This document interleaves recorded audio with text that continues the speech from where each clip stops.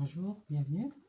Aujourd'hui, je vais vous parler du droit des biens, donc des biens et du patrimoine. Alors, l'objet du droit des biens, c'est l'étude d'une partie du patrimoine, à savoir les droits réels.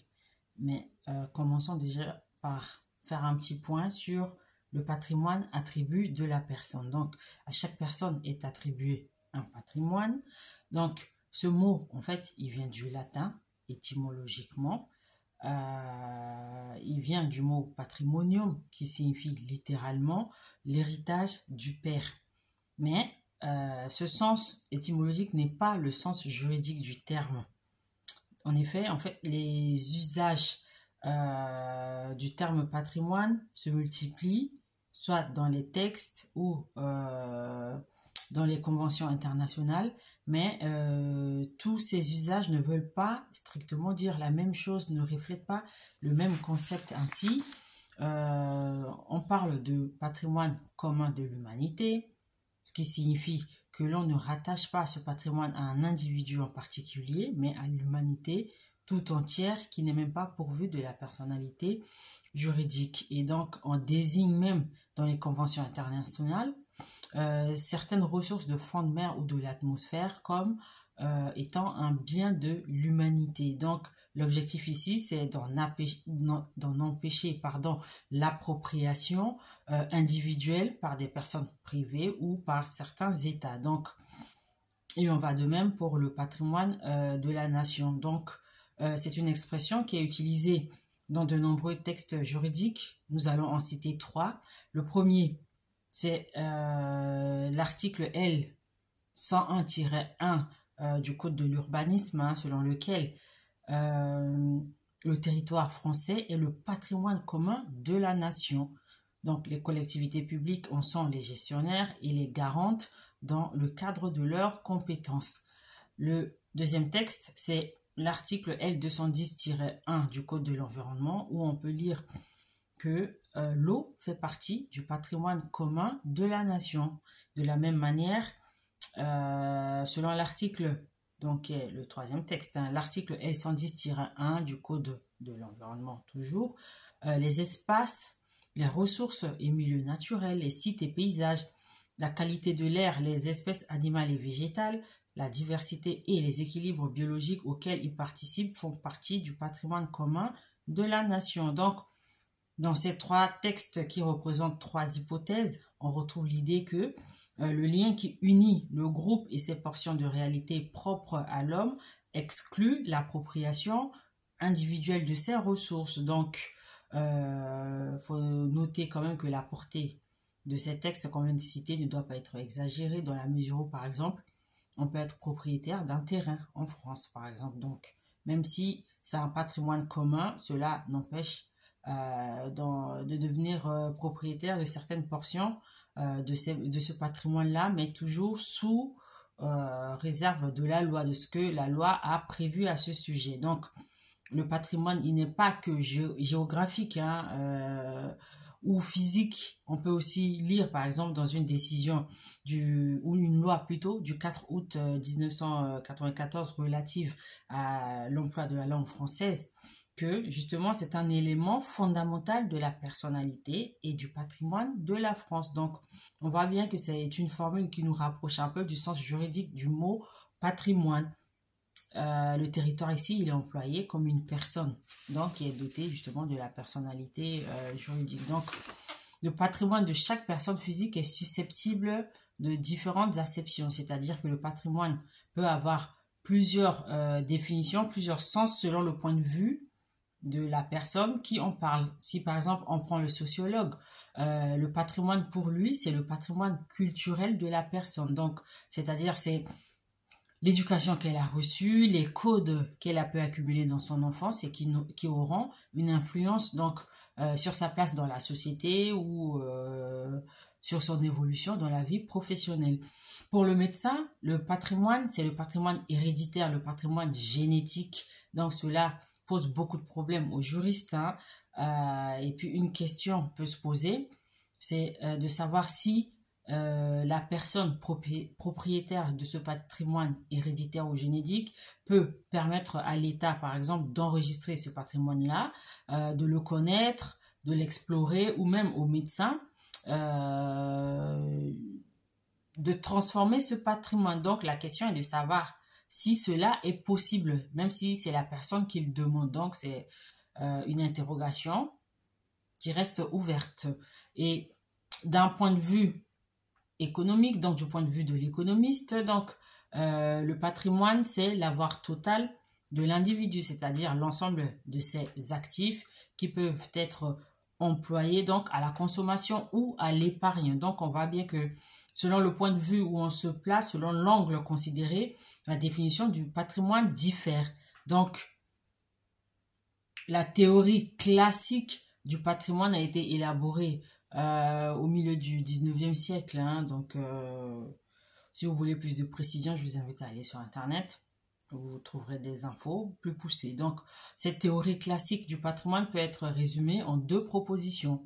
Premièrement, le patrimoine est un ensemble. Deuxièmement, le patrimoine est lié à la personne. Donc là, on va faire un point rapidement sur la première proposition qui est contenue dans la théorie classique du patrimoine, à savoir que c'est un ensemble. Donc, on parle à ce propos-là d'universalité et même d'universalité de droit. C'est que l'universalité de droit, c'est un concept juridique. Donc, on l'oppose à l'universalité de fait. Donc, cette universalité de droit rassemble un actif et un passif, c'est-à-dire des biens et des dettes. Le patrimoine, au sens juridique, peut être défini comme étant un ensemble de biens et de dettes. Donc, cette définition, elle trouve sa base dans l'article 2284 du Code civil. Donc, il stipule que quiconque s'est obligé personnellement est tenu de remplir son engagement sur tous ses biens mobiliers et immobiliers présents et à venir. Donc, le mot patrimoine n'apparaît pas clairement dans ce texte, mais on peut relever 4 points, à savoir, premièrement, que le patrimoine, c'est un ensemble, c'est un tout, c'est une unité. Deuxièmement, ce tout répond des dettes de la personne, c'est-à-dire qu'on peut s'en servir pour éponger les dettes. Troisièmement, que la personne donc qui s'obliger ici, c'est contracter une obligation, devenir débiteur. Donc, c'est engager ce tout, cet ensemble, cette unité. Et enfin, quatrièmement, on sait, on lit d'après cet article que ce tout, il est ouvert vers le futur, c'est-à-dire que l'engagement concerne tous les biens mobiliers, immobiliers, donc présents et à venir. Donc, c'est-à-dire sur les futurs biens possibles de la personne qui a contracté une obligation. Donc, on va s'arrêter un tout petit peu sur l'ensemble qui constitue le patrimoine et on va parler de l'actif du patrimoine. Donc, les éléments de l'actif du patrimoine, ce sont les droits de la personne, ces droits réels. Donc, on peut y inclure aussi les actions en justice. Donc, il faut remarquer que tous les droits ne sont pas inclus dans le patrimoine. Ils sont en dehors du patrimoine et à ce moment-là, on parle de droits extra-patrimoniaux. Donc, ils sont exclus de l'actif du patrimoine. Donc, on peut citer à titre d'exemple les droits politiques, c'est-à-dire le droit de vote, le droit moral de l'écrivain ou de l'artiste, les droits de la propriété, notamment le droit au respect de la vie privée, donc cité par l'article 9 de la Constitution, ou alors la présomption d'innocence située, ou alors citée dans le premier alinéa de l'article 9 de la Constitution. Donc, on peut aussi avoir les droits de famille, par exemple, le droit de rendre visite à un enfant, etc. Donc, ce sont des droits extra-patrimoniaux, mais qui peuvent avoir une valeur pécuniaire, économique, en argent. Je m'explique. Ces droits en tant que tels, on a dit qu'ils étaient situés hors du patrimoine. Mais lorsqu'une atteinte est portée à ces droits, cette atteinte est sanctionnée par l'allocation de dommages et intérêts, donc qui viennent gonfler l'actif et donc donner une valeur pécuniaire à ce moment-là. Donc, c'est par exemple le cas d'une star, par exemple, qui est prise en photo sans son consentement par des paparazzis. Et donc, s'il les poursuit en justice, il va obtenir des dommages et intérêts. Et ces dommages et intérêts, ils sont octroyés parce qu'il y a eu une atteinte à sa vie privée. Donc, les droits extra-patrimoniaux n'ont pas de valeur pécuniaire en tant que tels, mais ils peuvent être source de rentrée d'argent, peuvent gonfler l'actif de son titulaire. Donc, il faut aussi remarquer que l'actif du patrimoine, il a un caractère évolutif. Donc, lorsque, par exemple, il existe des créanciers, le créancier chirographaire, c'est-à-dire celui qui n'a aucune garantie, encourt le risque de ne pas être payé. Donc, pour lutter contre ce risque-là, il peut obtenir une sûreté réelle. Donc, la sûreté réelle est garantie le paiement de la dette. Et donc, la sûreté réelle, elle entraîne un droit de suite et un droit de préférence. Donc, le droit de suite, c'est lorsque, par exemple, le bien du débiteur est acquis par un nouveau débiteur, le créancier, donc, qui bénéficie de la sûreté réelle, peut saisir ses biens dans les mains du nouvel acquéreur. Ça, c'est ce qu'on appelle le droit de suite, c'est-à-dire que le bien, même s'il quitte le débiteur initial ou principal, il reste un bien susceptible d'être saisi pour pouvoir rembourser le créancier qui bénéficie de la sûreté réelle. Ensuite, le droit de préférence, c'est quand, par exemple, le bien d'un débiteur est saisi, qu'il est vendu, donc le créancier qui bénéficie de cette sûreté réelle va être payé en priorité. Il a ce droit de préférence sur les biens du débiteur. Donc, c'est à la fois, enfin, le caractère évolutif de l'actif du patrimoine, c'est à la fois un risque et une chance dans la mesure où, par exemple, si le débiteur, il acquiert un nouveau bien, ce bien peut être vendu pour rembourser le créancier. Donc, on voit bien que la loi fixe des garanties pour ne pas que les créanciers soient lésés. Donc, le caractère mouvant de cet actif du patrimoine est balancé par des garanties que la loi a posées afin de limiter ou vraiment de garantir un paiement aux créanciers notamment. Ensuite, face à l'actif du patrimoine, on retrouve aussi le passif du patrimoine. Donc, c'est parce que le patrimoine, c'est un ensemble, comme on l'a dit, c'est une unité, et que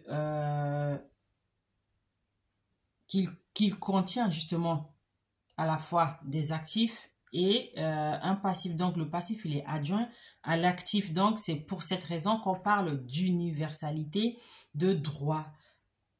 Je l'ai dit plus tôt, on oppose l'universalité de droit à l'universalité de fait parce que cette dernière ne renvoie qu'à une masse de biens sans distinction particulière. Donc, par exemple, au moment d'une succession, recueillir un patrimoine, ce n'est pas seulement devenir propriétaire des biens que ce patrimoine comprend, mais c'est aussi se voir imputer les dettes qui grèvent ce patrimoine. Donc, cela résulte justement du droit français qui applique un système de succession au patrimoine ou de succession à la personne.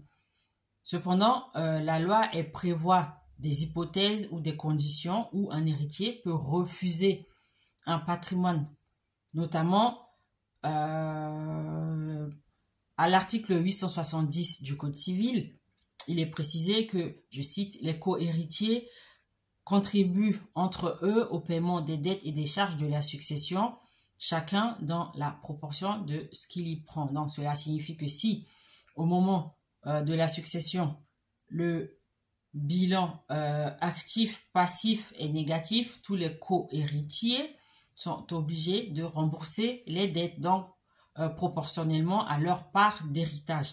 Mais la loi prévoit, par exemple, la possibilité de renoncer à cet héritage ou alors de l'accepter sous réserve d'un inventaire et de ne l'accepter que si le bénéfice actif, passif et positif, ou alors de renoncer à cet héritage après l'inventaire. Donc, toutes ces possibilités, donc on appelle option successorale ou choix de l'acceptation pure et simple, ou l'acceptation sous bénéfice d'inventaire, ou alors clairement la renonciation, toutes ces hypothèses n'ont de sens que parce que le patrimoine est susceptible d'avoir un solde négatif. Donc la loi offre la possibilité aux futurs héritiers de pouvoir accepter ou non l'héritage en question. Donc on voit bien que le patrimoine est lié, il est